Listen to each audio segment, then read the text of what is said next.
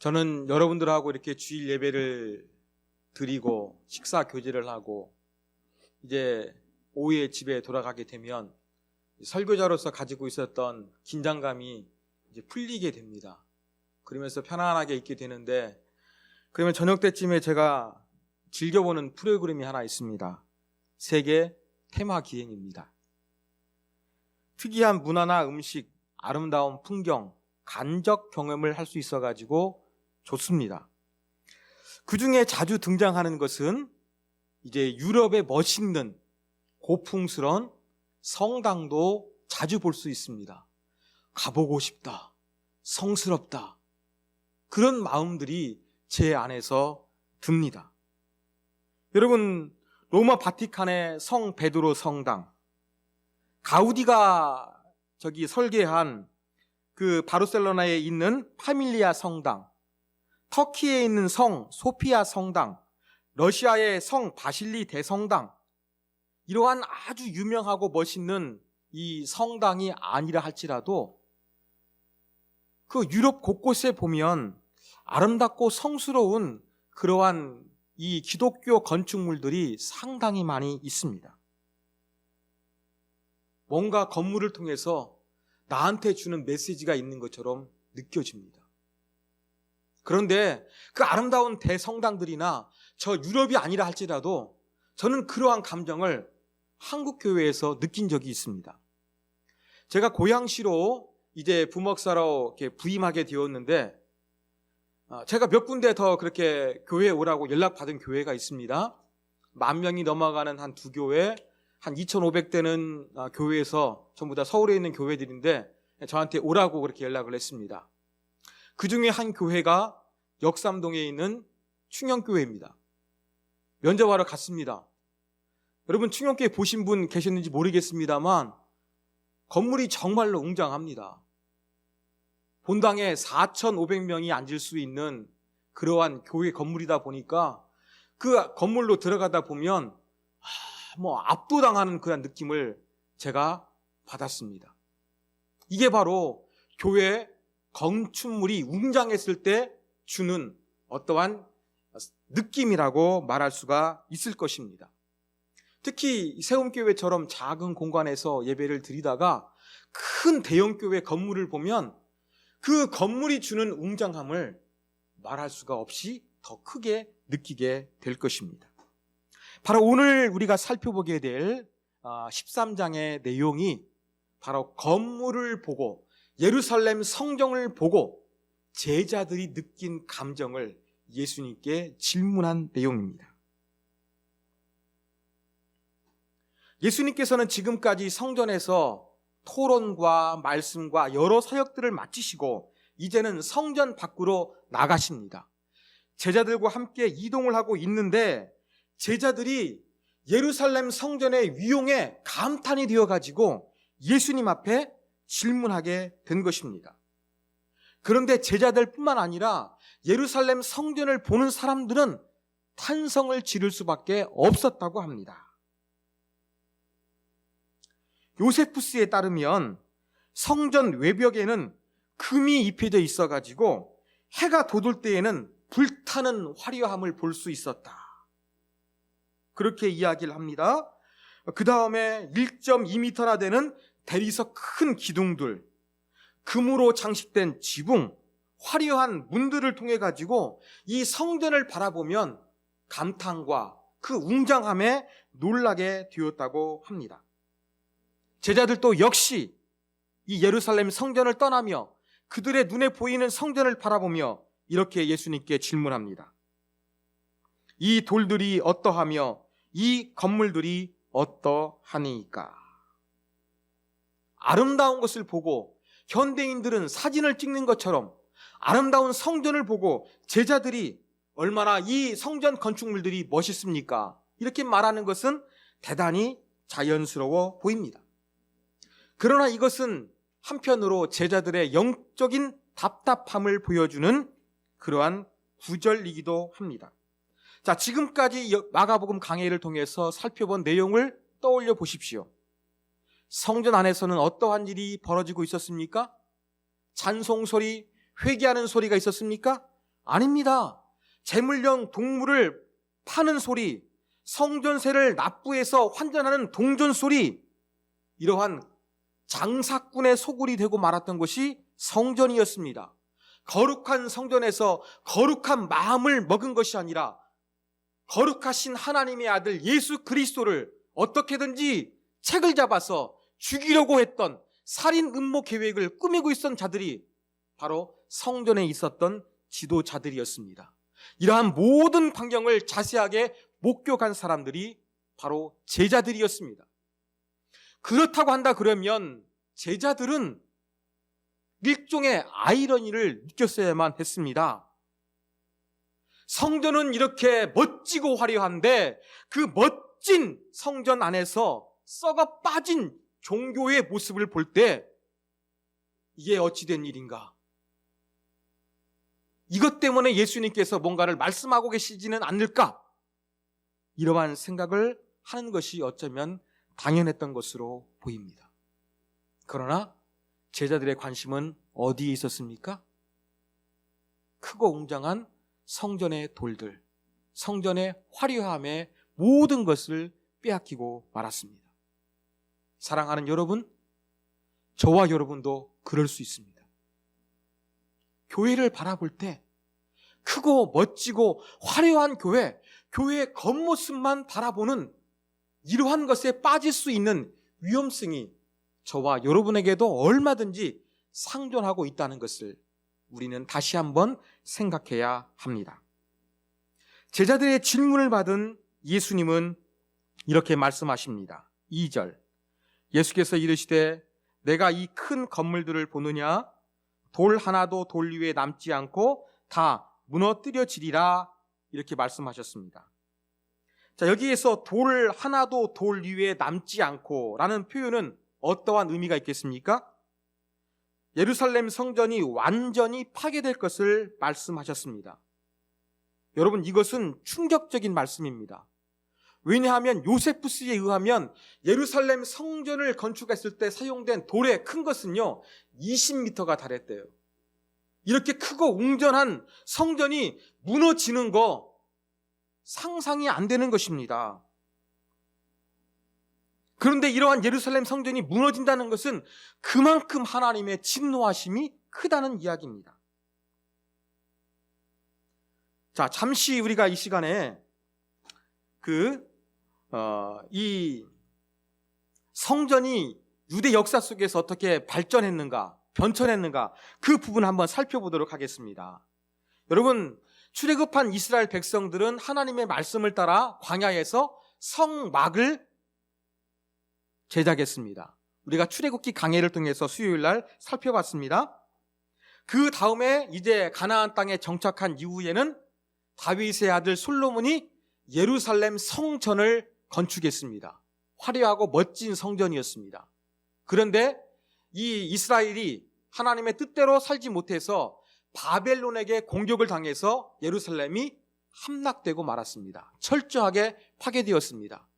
시간이 지나서 이제 그 나훔, 또 스룹바벨, 에스라, 이러한 사람들이 무너진 성전을 재건합니다. 이것을 스룹바벨 성전이라고 합니다. 그런데 스룹바벨 성전은 작고 초라했습니다. 그리고 이제 그 신약 시대가 가까워졌을 때 헤롯 대왕이 유대 지역을 통치하면서 바로 크고 웅장한, 지금 제자들이 감탄하고 있는 예루살렘 성전을 세웁니다. 이 성전을 헤롯 성전이라고 합니다. 헤롯이 뭔가 좀 신앙심이 좋아서 크고 화려한 예루살렘 성전을 건축하는 것이 아니라 유대인들의 환심을 사기 위한 정치적인 목적에서 크고 웅장한 예루살렘 성전을 건축하기 시작했습니다. 이 헤롯 성전이 예수님께서 활동하실 때 무려 46년째 건축되고 있었습니다. 그리고 몇십 년간 또 이것이 건축을 이어갑니다. 여러분, 오랜 시간 동안 건축하고 있는 건축물, 또 앞으로도 한참을 정성을 들여서 재정을 쏟아부어서 완공해야 될 예루살렘 성전, 이것이 무너져야 한다는 것입니다. 그림에 보시는 것처럼 정말로 솔로몬 성전보다 헤롯 성전이 훨씬 컸습니다.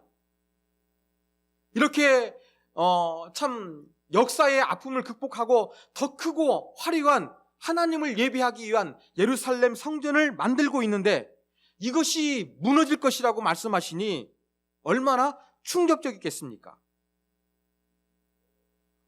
그리고 예수님의 말씀의 결과는 어떻게 역사 속에서 이루어졌겠습니까? 아까 말씀드린 대로 돌 이외에 돌 하나도 남지 않고 철저하게 파괴될 것을 예수님께서 말씀하셨습니다. 그 결과 확인하겠습니다. 다음 그림 보여주십시오. 이 그림이 무엇입니까? 통곡의 벽입니다. 여러분, 이 통곡의 벽은 로마가 주후 70년에 예루살렘을 공격했는데 무너지지 않고 지금까지 잔존하는 유일한 예루살렘 성전의 부분입니다. 예루살렘 서쪽 벽이었습니다. 자, 그러면 예수님 말씀하셨잖아요. 돌 이외에 돌 하나도 남지 않고 철저하게 파괴될 것이라 그랬는데 실제 역사 속에서는 이 통곡의 벽이 남아있어요. 그리고 유대인들이 얼마나 이 통곡의 벽을 중요하는지 인터넷을 켜가지고 라이브로서 통곡의 벽에 대한 상황을 실시간으로 확인할 수 있다고 합니다. 우리는 성경을 믿어요. 예수님은 돌 이외에 돌 하나도 남지 않고 무너질 것이라고 말씀하셨는데 유대인들이 그토록 소중하게 여기는 통곡의 벽이 남아있어요. 이 말씀을 우리가 어떻게 해석해야 할까요? 역사를 부인해야 될까요? 예수님 말씀이 진리이기 때문에?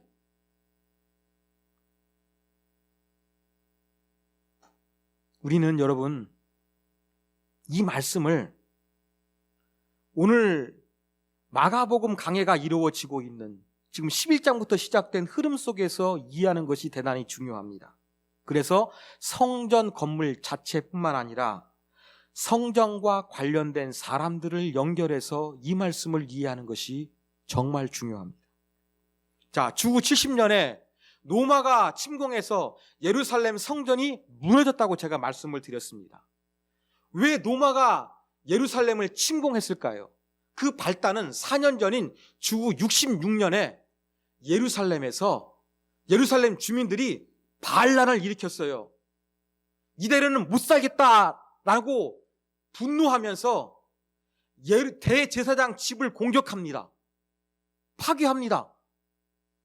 그리고 이 로마의 그 수비대가 예루살렘을 지키고 있었는데 그 로마 수비대원들을 이 밀란군들이 전부 다 살해해 버립니다. 이것이 전국적으로 퍼져나가게 되었습니다.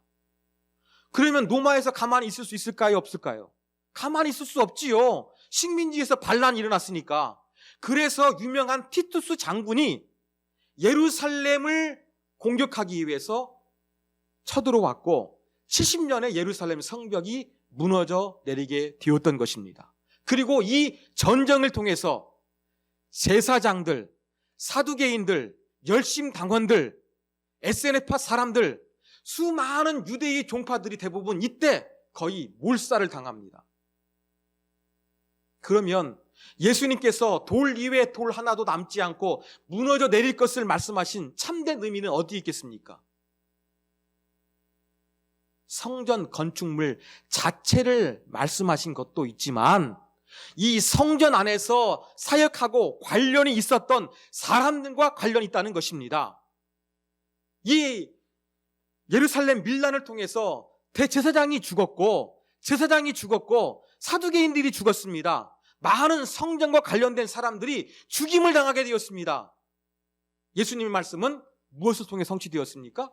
건물도 무너졌고 타락한 유대 종교 지도자들이 죽임을 당하게 되는 이 역사 실제를 통해서 그리스도의 말씀이 이루어졌다는 것을 우리는 반드시 기억해야 할 것입니다. 자, 이 말씀을 하시며 예수님은 성전을 떠나셨습니다. 어디로 가셨느냐? 감람산으로 이동하셨습니다.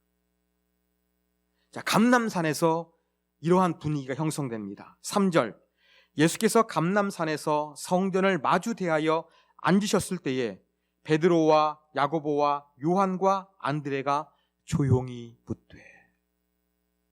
감람산은 어디일까요? 자, 그림을 보여주십시오. 여러분, 이게 좀 높낮이 해발인가요?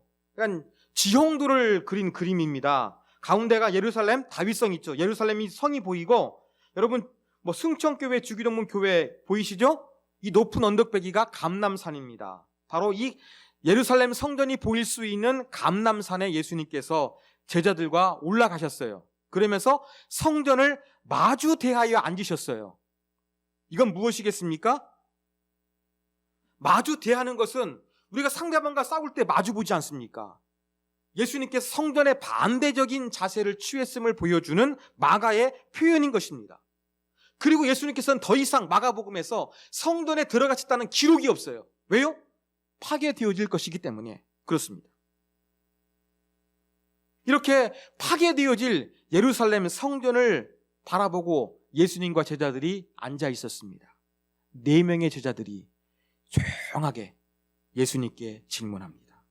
4절, 어느 때에 그런 일이 있겠사오며 이 모든 일이 이루어지려 할 때에는 무슨 징조가 있겠습니까?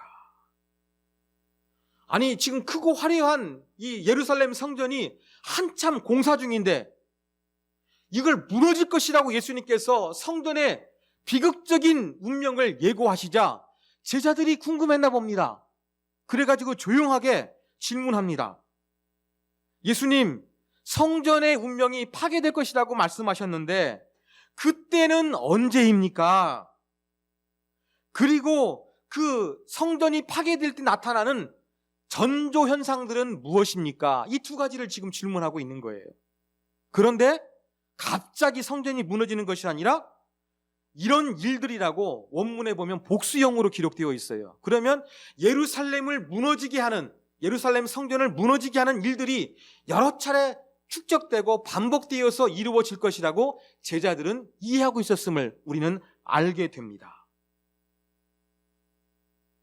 성전이 무너진다고 말씀하시니까 예수님, 언제 무너져요? 무너질 때 나타나는 전조현상들은 무엇이에요, 예수님? 간단하게 표현하면 제자들의 질문은 이것이었습니다. 제자들의 궁금점은 당연한 것입니다. 저도 그러한 질문을 했을 것입니다. 그러나 저는 말씀을 준비하면서 이거 말고 더 중요한 질문은 없었을까? 그러한 생각이 들었습니다. 언제 무너져야 합니까?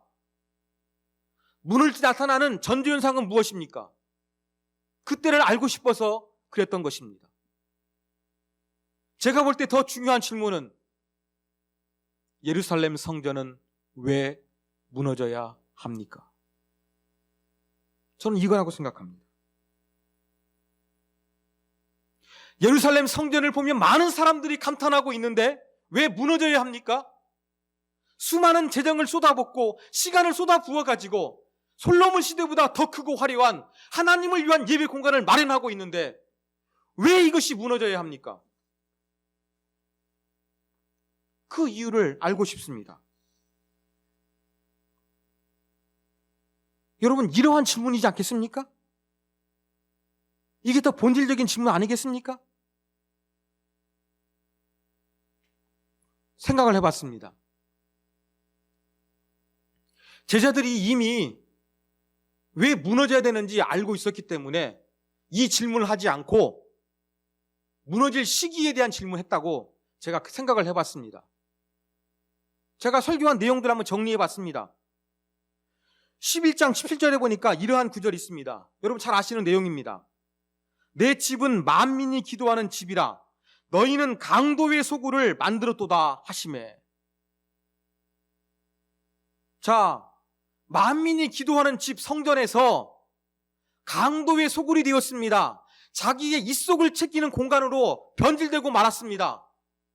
언제 예루살렘이 멸망할까요? 종교 지도자들이 거룩하게 하나님을 섬기는 것이 아니라 자기의 사리사욕을 취하는 이러한 부패한 모습이 모이고 이러한 것들이 많이 나타나게 되었을 때 멸망의 징조가 다가왔다고 충분히 느낄 수가 있는 것입니다. 예수님도 이런 부분들을 지적하셨잖아요. 그래서 더 많이 이런 징조가 보인다고 한다 그러면 그래, 예수님 말씀하신 대로 타락한 유대 종교 지도자들의 모습을 보니까 성전이 멸망될 시기가 다가오고 있구나, 이렇게 느꼈을 것이에요.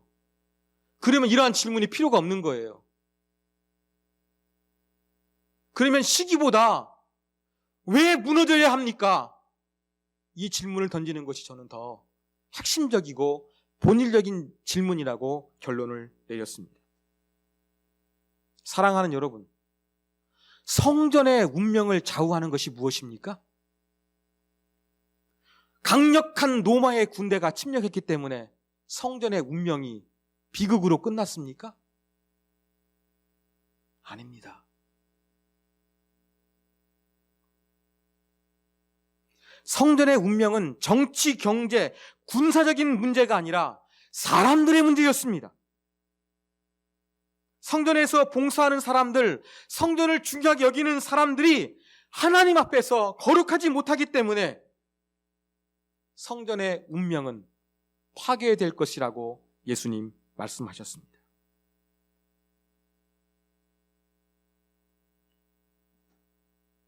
오늘 말씀을 통해서 우리가 무슨 교훈을 얻어야겠습니까? 여러분, 이 말씀을 통해서 예루살렘 성전처럼 지금도 수많은 교회들이 있습니다. 이 교회들을 바라볼 때 우리가 관심을 가져야 할 것이 무엇입니까? 제자들이 눈에 보이는 성전의 화려함만을 쫓았던 것처럼 혹시 많은 그리스도인들이, 많은 성도가 모이는 교회, 화려한 건축물을 가지고 있는 교회, 편리한 교회 공간을 제공하는 교회, 멋진 찬양팀이 있는 교회, 편리한 주차장이 있는 교회, 혹시 이러한 교회를 찾고 있지는 않습니까? 제가 볼 때에 사람들이 점점점 먹고 살기가 힘들고 미래가 불안하다고 느끼면서 교회를 찾을 때 편안한 교회를 찾습니다. 편안한 교회.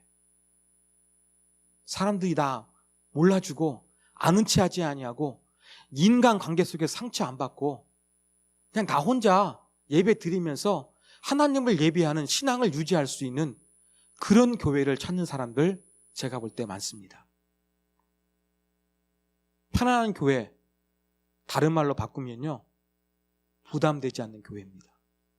우리 세움교회처럼 작아가지고 부담되지 않는 교회를 사람들은 찾습니다. 여러분,